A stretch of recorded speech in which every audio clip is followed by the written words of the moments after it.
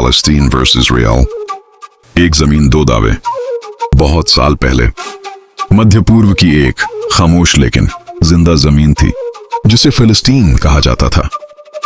यहाँ मुसलमान नमाज पढ़ते थे, ईसाई चर्च की घंटी सुनते थे और यहूदी अपने त्योहार मनाते थे।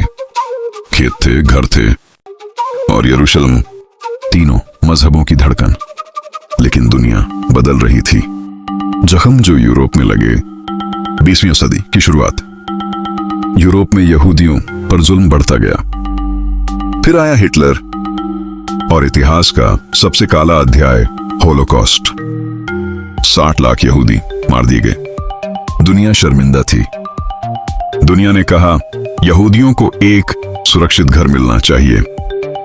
नजर गई फिलिस्तीन पर। मैं अंग्रेजों का वादा। उस समय फिलिस्तीन ब्रिटिश हुकूमत के कब्जे में था।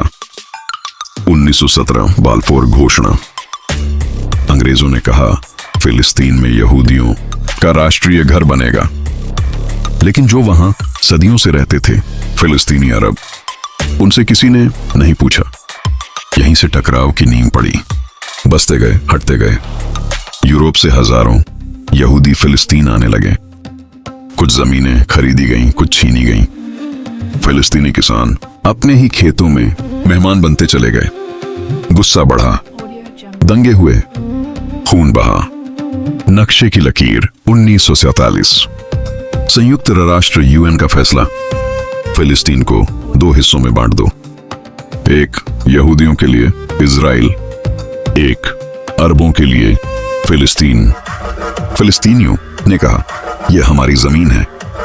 यहूदियों ने कहा हमें अपना देश चाहिए। इजराइल का जन्म 14 मई 1948 इजराइल ने खुद को देश घोषित कर दिया। अगले ही दिन अरब देशों ने हमला किया। जंग हुई।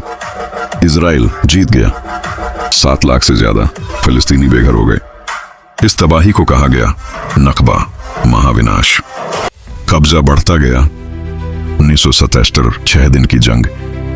इजराइल ने वेस्ट बैंक, गाजा, पूर्वी यरूशलेम पर कब्जा कर लिया। घर उजड़ते गए। यहूदी बस्तियां बनती गईं।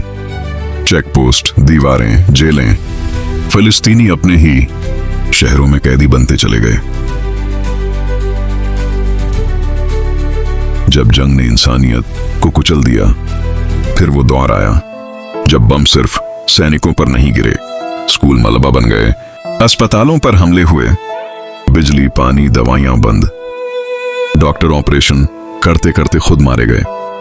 कहा गया यह सुरक्षा के लिए जरूरी है, लेकिन मारे गए बच्चे, औरतें, बुजुर्ग मासूम निशाने पर।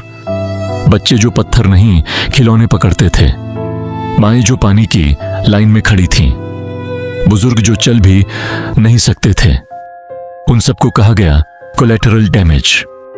गजा, खुली जेल, चारों तरफ दीवारें, न भागने का रास्ता, न बचने की जगह। कहा गया दक्षिण जाओ। लोग गए, वहीं बम गिरे। हिंद रजाब 6 साल। हिंद सिर्फ 6 साल की थी। स्कूल बैग में डर ज्यादा था, किताबें कम। उस दिन वो अपने परिवार के साथ गाड़ी में थी।